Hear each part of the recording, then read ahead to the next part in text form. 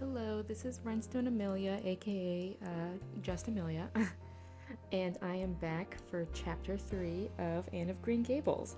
Really quick before we get started, I want to make a small announcement that I'm going to try to timestamp or figure out something with the reader's notes in case anybody wants to just skip those and just listen to the story. But let's go ahead and get started. Chapter 3 Marilla Cuthbert is Surprised.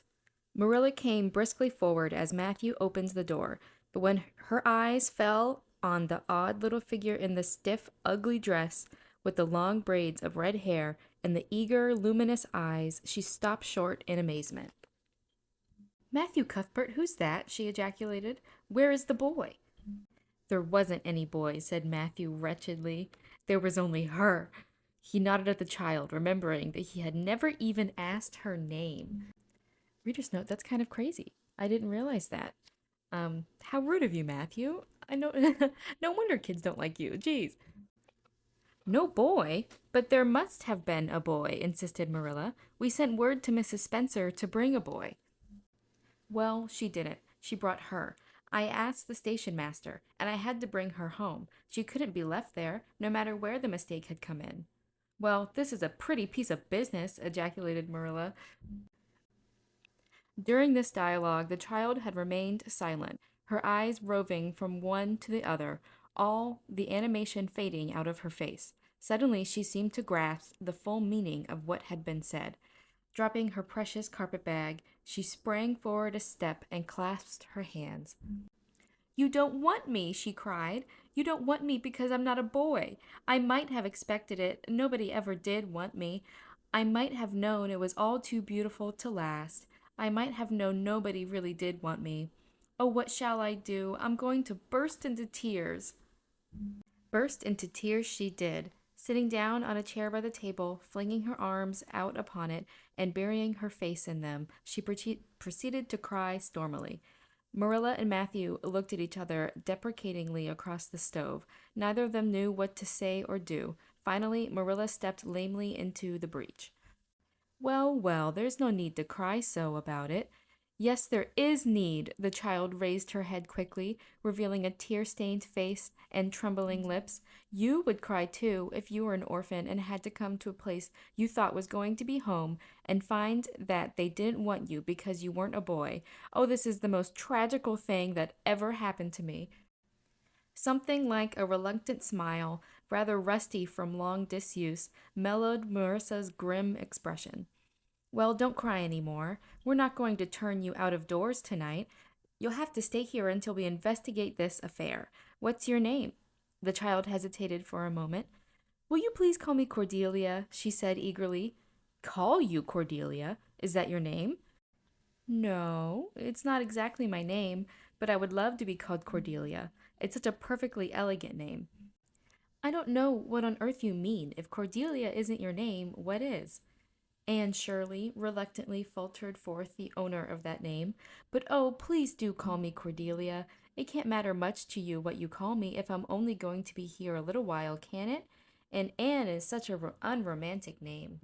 Unromantic fiddlesticks, said the unsympathetic Marilla. Anne is a real good, plain, sensible name. You've no need to be ashamed of it. Oh, I'm not ashamed of it, explained Anne, only I like Cordelia better. I've always imagined that my name was Cordelia. At least, I always have of late years. When I was young, I used to imagine it was Geraldine, but I like Cordelia better now. If you call me Anne, please call me Anne spelled with an E. What difference does it make how it's spelled? Asked Marilla with another rusty smile as she picked up the teapot.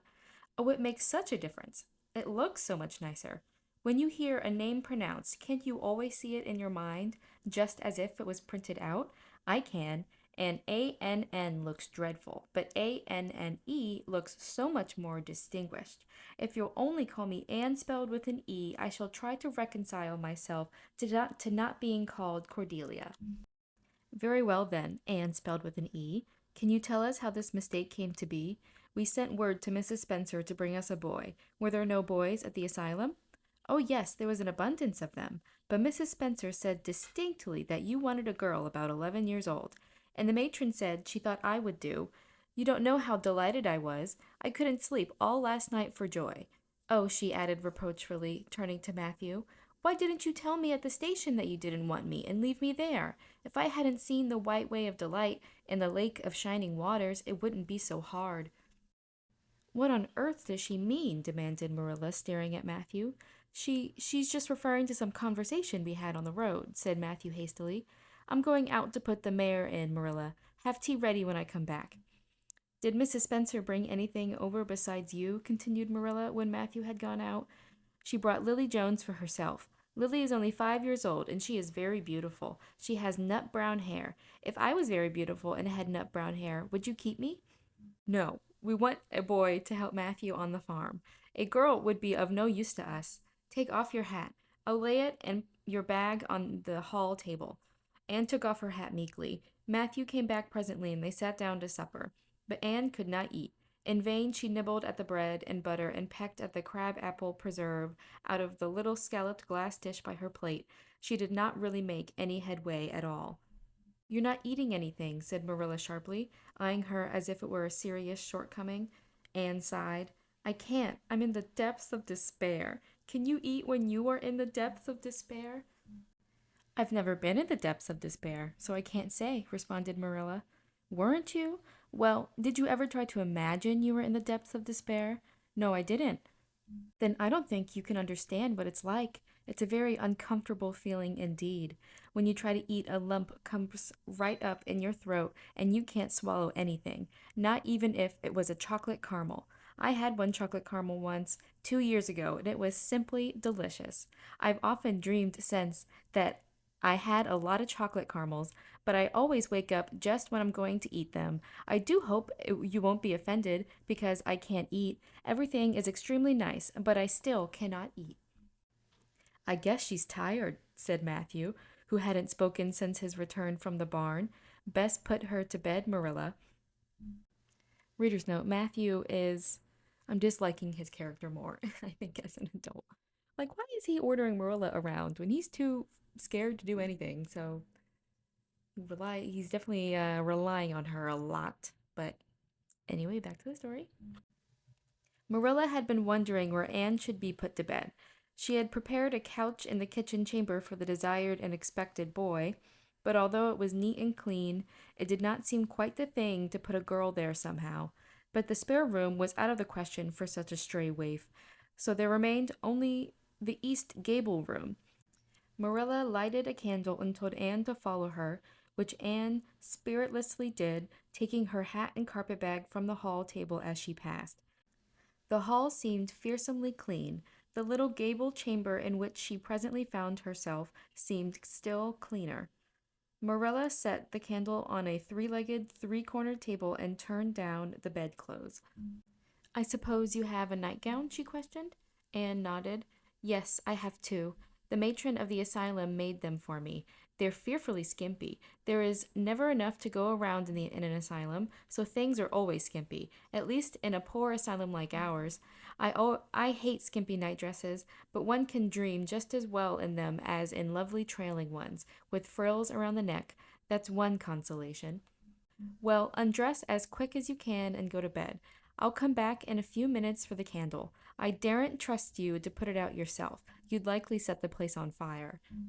When Marilla had gone, Anne looked around her wistfully. The whitewashed walls were so painfully bare and staring that she thought they must ache over their own bareness. The floor was bare too, except for a round braided mat in the middle such as Anne had never seen before. In one corner was the bed, a high, old-fashioned one, with four dark, low-turned posts. In the other corner was the aforesaid three-cornered table, adorned with a fat red velvet pincushion hard enough to turn the point of the most adventurous pin. Above it hung a little 6 by 8 mirror. Midway between table and bed was the window with an icy white muslin frill over it, and opposite was the washstand. The whole apartment was of a rigidity not to be described in words, but which sent a shiver to the very marrow of Anne's bones. With a sob, she hastily discarded her garments, put on the skimpy nightgown, and sprang into bed, where she burrowed face downward into the pillow and pulled the clothes over her head. When Marilla came up for the light, various skimpy articles of raiment scattered most untidily over the floor, and a certain tempestuous appearance of the bed were the only indications of any presence save her own. She deliberately picked up Anne's clothes, placed them neatly on a prim yellow chair, and then, taking up the candle, went over to the bed. "Good night," she said a little awkwardly, but not unkindly. Anne's white face and big eyes appeared over the bedclothes with a startling suddenness. "How can you call it a good night when you know it must be the very worst night I've ever had?" she said reproachfully. Then she dived down into invisibility again. Marilla went slowly down to the kitchen and proceeded to wash the supper dishes. Matthew was smoking, a sure sign of perturbation of mind. He seldom smoked, for Marilla set her face against it as a filthy habit, but certain times and seasons he felt driven to it, and then Marilla winked at the practice, realizing that a mere man must have some vent for his emotions. "Well, this is a pretty kettle of fish," she said wrathfully. "What?" Readers note, I'm going to start saying that too. I'm just learning so many catchphrases from this book. Back to the story. Uh, this is what comes of sending word instead of going ourselves. Robert Spencer's folks must have twisted that message somehow. One of us will have to drive over and see Mrs. Spencer tomorrow, that's certain. This girl will have to be sent back to the asylum. "Yes, I suppose so," said Matthew reluctantly. "You suppose so? Don't you know it? Well, now, she's a real nice little thing, Marilla. It's kind of a pity to send her back when she's so set on staying here." "Matthew Cuthbert, you don't mean to say you think we ought to keep her?" Marilla's astonishment could not have been greater if Matthew had expressed a predilection for standing on his head. Readers note, can you tell I had to look up how to pronounce predilection? I'm not only learning catchphrases, but I'm learning words just in general. So, what a great book. Loving it. "Well, now, no, I suppose not. Not exactly," stammered Matthew, uncomfortably driven into a corner for his precise meaning. "I suppose we could hardly be expected to keep her. I should say not. What good would she be to us?" "We might be some good to her," said Matthew suddenly and unexpectedly. "Matthew Cuthbert, I believe that child has bewitched you. I can see as plain that you want to keep her." "Well, now, she's a real interesting little thing," persisted Matthew. "You should have heard her talk coming from the station." "Oh, she can talk fast enough. I saw that at once. It's nothing in her favor either. I don't like children who have so much to say. I don't want an orphan girl, and if I did, she isn't the style I'd pick out. There's something I don't understand about her. No, she's got to be dispatched straight away back to where she came from." "I could hire a French boy to help me," said Matthew, "and she'd be company for you." "I am not suffering for company," said Matthew shortly, "and I'm not going to keep her." "Well, now, it's just as you say, of course, Marilla," said Matthew, rising and putting his pipe away. "I'm going to bed." Readers note, I feel bad about complaining about Matthew earlier now because he's the only one fighting for Anne. So I guess I rescind my earlier complaints. I think Matthew I like him now. Okay, that's all. To bed went Matthew, and to bed, when she had put her dishes away, went Marilla, frowning most resolutely. And upstairs in the east gable, a lonely, heart-hungry, friendless child cried herself to sleep. And what a pitiful end to chapter 3. I have high hopes. I think Marilla will come around, but I guess we'll just have to wait and see. I don't think I have anything else I need to share at the end of this video, so that's all. Hope you enjoyed, and I'll see you for chapter 4.